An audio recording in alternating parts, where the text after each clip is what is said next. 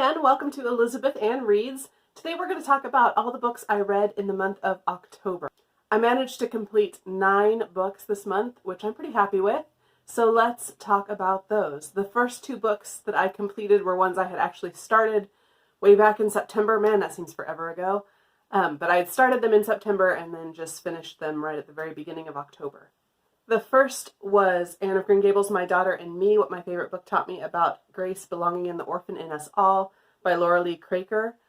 This is a memoir, nonfiction memoir, about just kind of reflective, this woman reflecting on the story of Anne of Green Gables and being an orphan. She herself was adopted, and then she has a daughter that's adopted as well. So you get an interesting perspective and just different stories and feelings that those of us that aren't adopted may not think of or just haven't experienced, obviously. But she just talks about a lot of the challenges and the feelings that can come with being adopted and what that means and what it looks like in your family. I like the idea of this book more than I liked the book itself. I don't think it's a bad book, but I got a little annoyed with the way she writes and the way, it felt like half of the book was her retelling the story of Anne of Green Gables. And if you're picking up this book, you already know the story of Anne of Green Gables, and you don't need to spend several pages having her tell you the story of Anne breaking her slate over Gilbert's head, or getting Diana drunk, or all these things that she spends a lot of time telling the story, and she doesn't tell it as well as Ellen Montgomery. But we already know these stories, and so I felt like there was a lot of wasted time and wasted space in this book. But the overall, it's not a bad book. I felt like she spent too much time just rewriting Ellen Montgomery. So if this interests you, absolutely pick it up. It wasn't quite what I was expecting or hoping for. After that, I finished A Prayer for Owen, Meany by John Irving. This is the first John Irving I have read, and it is the story of a friendship, basically, between 2 boys.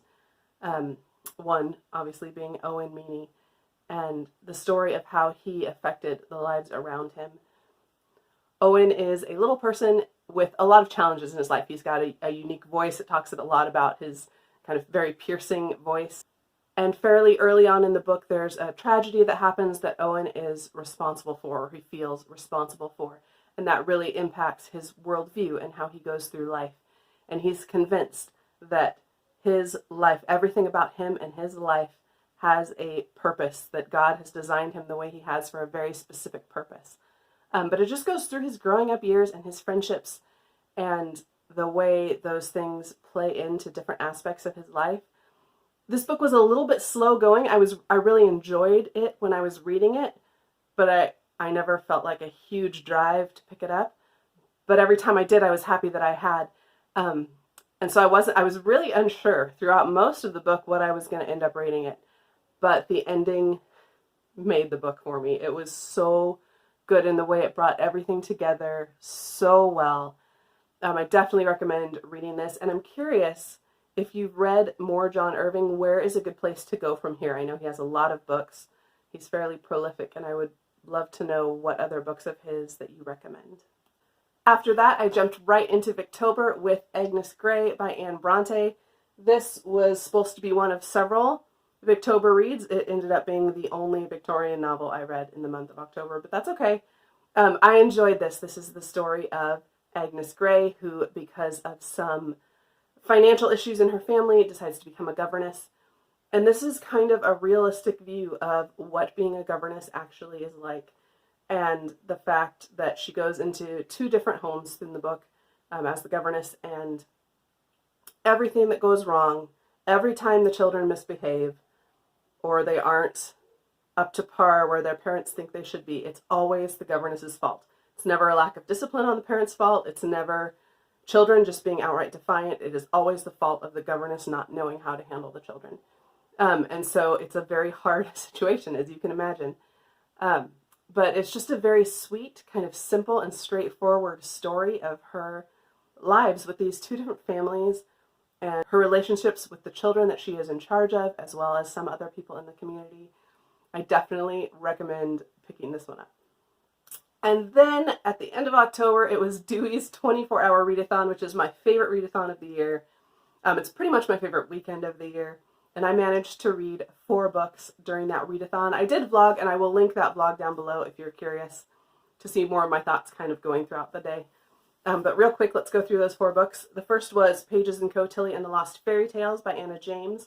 This is book 2 in the Pages & Co. series. And this one continues to follow Tilly and her friend Oscar. And in this book, they manage to find their way into some fairy tales. And it's really interesting. There is some drama in the Book Wanderer community going on. There's some kind of political things happening, and just different perspectives on what should be allowed, what shouldn't be allowed.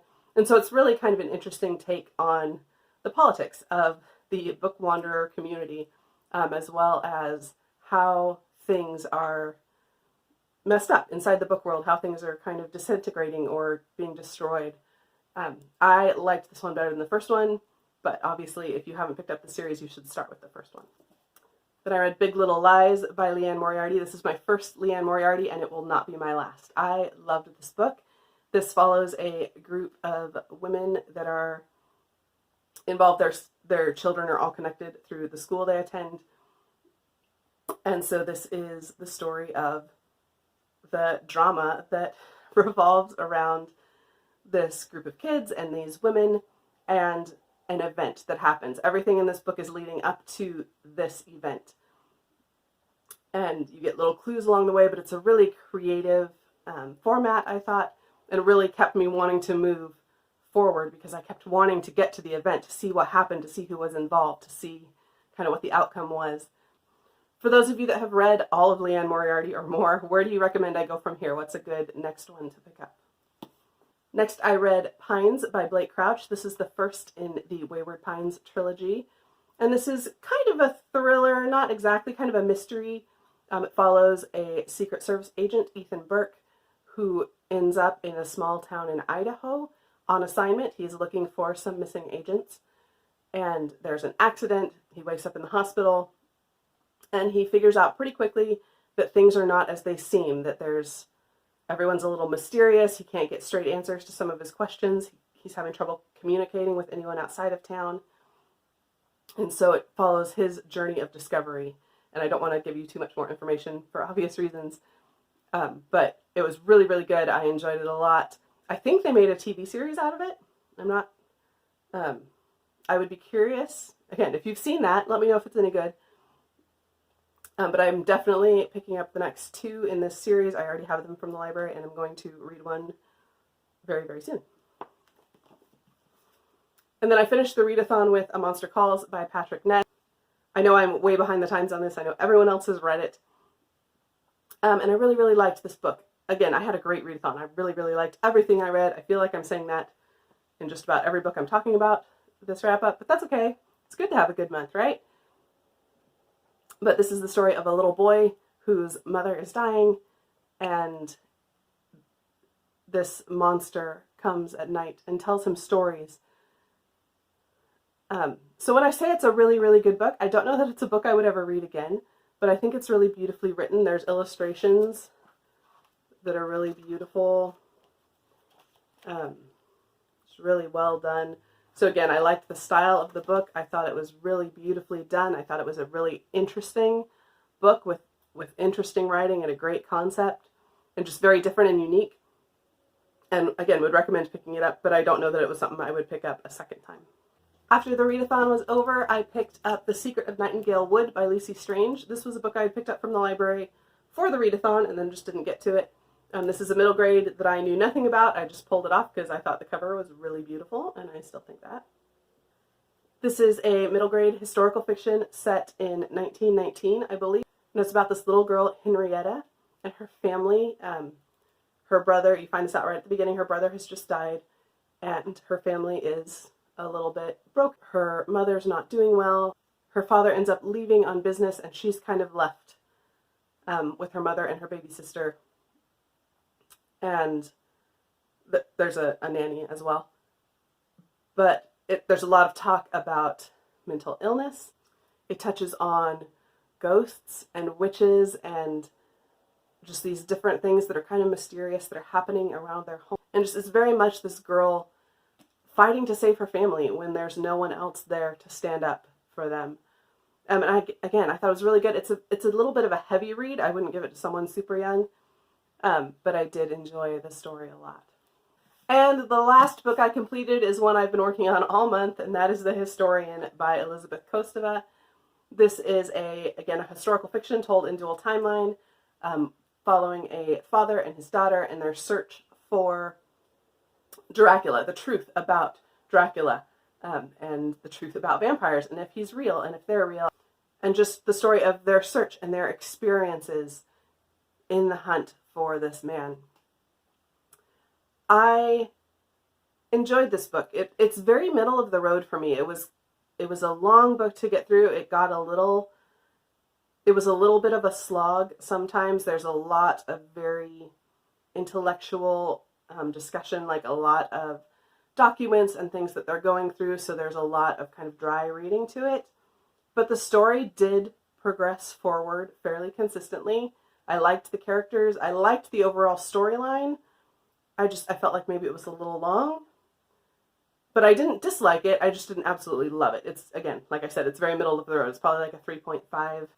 But I also know people who have absolutely loved this book, have rated it 5 stars.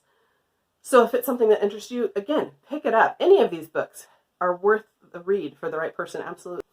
But yeah, this is one that I am glad to finally have off my TBR shelf. It's been on there forever, and it will stay on. I may pick it up again someday. We'll just kind of see. So that's it, the 9 books I read in October. I hope you had a great reading month. Let me know down below what your favorite book that you read in October was. Thanks for watching.